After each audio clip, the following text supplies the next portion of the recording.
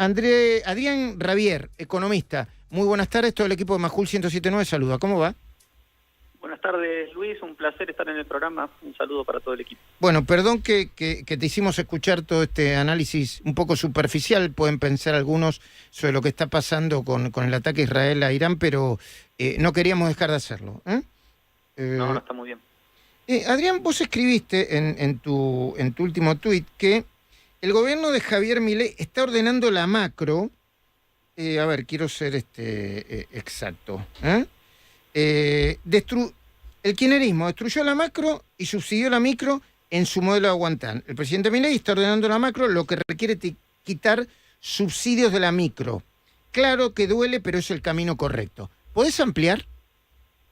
Sí, lo que quiero decir con esto es que el gobierno de Milei hereda una economía con alta inflación, un tipo de cambio atrasado, precios de tarifas y combustible también muy atrasados respecto de los otros precios de la economía, que bueno, subieron un 211% la inflación del año pasado, 2023, y una herencia muy compleja, ¿no? En todos los frentes. Se podría sumar el tema del cepo, el tema de la deuda con los importadores, etcétera. Y además una micro que estaba sostenida, aguantando con subsidios y demás. Milei revierte un poco esto. Lo que está diciendo es, a las empresas lo que hay que darles es una moneda estable, o sea, un marco institucional con seguridad jurídica, con Estado de Derecho, donde se cumplan los contratos, una moneda estable, la posibilidad de que las empresas puedan importar cuando lo necesitan, un tipo de cambio competitivo, y eso es lo que se puede esperar de este gobierno.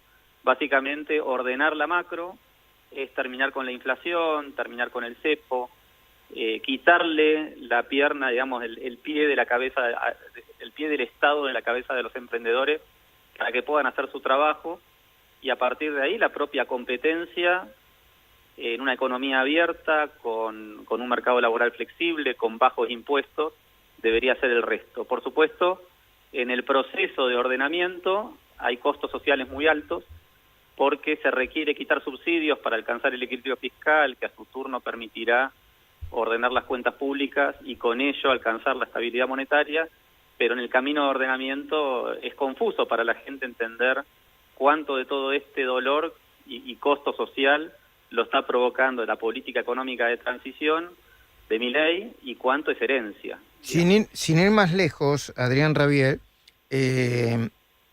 bueno, yo no estoy tan de acuerdo en el sentido que yo creo que la mayoría de la gente tiene bastante claro qué es herencia y qué no, Pero cuando te encontrás, por ejemplo, con el tema de las prepagas, ahí, lo digo respetuosamente, no despectivamente, el librito de la libre oferta y demanda ordena las cosas. Por ahí hay que meterle un poco de defensa de la competencia, ¿no? O análisis y estructura de costos, como nos dijo Fernán Quirós, que se podía hacer según la normativa de defensa de la competencia sin meterse en el control de precios. Sí, lo que ocurre con el mercado de la salud es que podría ser un mercado muy competitivo, abierto, desregulado, pero no lo es. Entonces, en este momento de transición a una economía más libre, que es lo que pretende Milei, tenés estas situaciones donde terminás desregulando, las prepagas aumentan sus costos o sus precios, digamos, que para la gente es muy costoso, y muchos se salen de las prepagas, otros hacen un esfuerzo enorme por mantenerse, pero la realidad es que la competencia es limitada, entonces no termina de ser un mercado desregulado.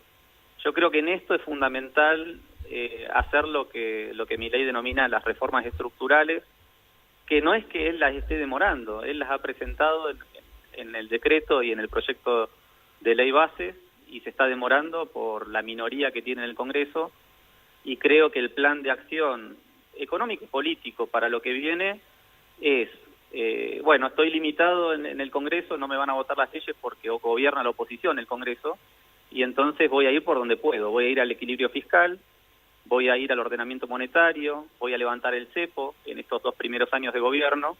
Eso va a devolverle crecimiento a la economía, por lo menos recuperación del pozo en el que estamos, porque tenemos una capacidad instalada muy baja, y una vez que la economía rebote y empiece a recuperar y empiece a haber mejores ingresos, cuando llegue la elección en la segunda mitad de 2025, Milei pretende ganar, digamos, con una buena cantidad de votos, tendría más representantes en el Congreso, y ese nuevo Congreso es el que le permitiría avanzar en las reformas estructurales, lo que eventualmente le devolvería al mercado de la salud más competitividad, más competencia, más desregulación, y ahí sí te podés dar el lujo de abrir la competencia y dejar de revisar cuánto están cobrando las prepagas. Adrián, estuve leyendo una encuesta en que se le preguntaba a la gente cuál era su principal preocupación, y lo que detectaban era que el tema de la inflación, que siempre había sido prioritario en los últimos años, empezaba a bajar y ya se estaba encontrando con una preocupación creciente, que era la desocupación. Perdón, digamos. es una encuesta de Opina de Facundo Nejamquis, ¿eh? Efectivamente. Bueno, eso evidentemente muestra que hay una sensación de que la inflación se está empezando a controlar, en los números descendentes, la estabilidad de los precios de la canasta alimenticia. Pero ¿qué contestás vos a la posibilidad de que la desocupación pueda ser una nueva variable de preocupación? Bueno, lo que pasa es que la gente empieza a percibir esto que está muy marcado en la prensa del atraso cambiario, que se ha vivido, por ejemplo, en la década del 90, y con atraso cambiario, y si bien tuvimos baja en la inflación, o sea, estabilidad monetaria por 10 años, tuvimos altos niveles de desempleo. Por eso hay muchos economistas diciendo, no repitamos el error de la década del 90, tenemos que tener un tipo de cambio competitivo. En este sentido, yo creo que es muy importante lo que hoy en la red social X compartió Fausto Spotorno. Él muestra un histórico de lo que ha sido el tipo de cambio. Perdóname, Adrián, que vos también lo comentaste y lo pusiste, o sea, si uno te sigue a vos, lo puede leer el tuit de Spotorno, sí. Sí, yo lo compartí también en mi red porque me pareció muy valioso ver el histórico del tipo de cambio y cómo estamos hoy. Es decir, al momento de la devaluación, de levantar el tipo de cambio que estaba abajo de 400 pesos y lo llevó a 800 este gobierno, el tipo de cambio real quedó alto y los salarios quedaron empobrecidos. A partir de ahí, la suba de precios y un tipo de cambio estable, o con una, digamos, vamos a decir, una tasa de devaluación pequeña del 2% mensual, lo que fuimos haciendo fue atrasar el tipo de cambio. Pero dada la fuerte devaluación que tuviste al inicio, lo que estás haciendo es volver al nivel de tipo de cambio competitivo histórico. Por ahora, al día de hoy, el tipo de cambio real todavía está más alto que el histórico de Argentina. Así que no hay por qué devaluar. Ese gráfico. Claro. No hay por qué devaluar. Tengo una última pregunta, Adrián Ravier, economista. ¿Cuándo ves una baja inflación de un dígito y cuándo empezás a ver que se empieza a detener la recesión y que se empieza a crecer, sea mucho o por vía del efecto rebote, lo que Milei en su momento ya llamaba el rebote del gato muerto? Sí. Bueno, la primera respuesta es más fácil. Yo creo que ya en abril el próximo dato de inflación mensual va a estar en un dígito, y creo que de ahí en adelante no vamos a volver a una inflación de 2 dígitos. Podría eventualmente moverse un mes más si el tarifazo de gas que está pendiente se da en abril y entonces el dato no llega a ser, pero yo creo que aún con el tarifazo del gas vamos a tener una inflación de 1 dígito el mes que viene, en todo caso en mayo, pero es un hecho que va a pasar en esta primera mitad del año. La recuperación, yo también escribí una nota en algún momento hablando de que la recuperación va a empezar con el agro, va a seguir con la minería, eventualmente con los servicios públicos, incluso con la medicina, porque las prepagas, esto que hablábamos antes, están dando buenos resultados a nivel empresarial.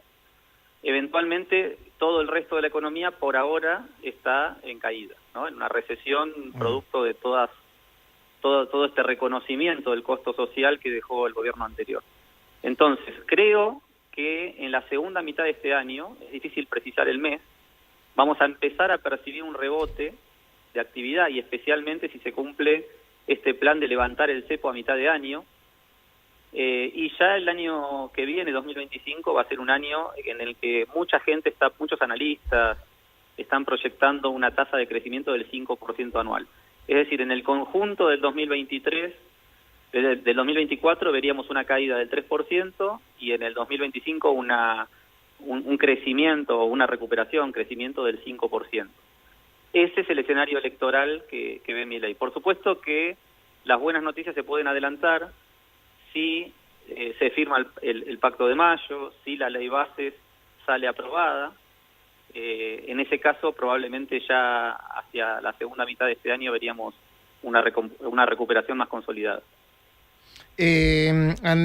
Adrián Rabier, economista, muchísimas gracias por atendernos. Es muy interesante conversar con vos. Un placer. Bueno, interesante lo que dice.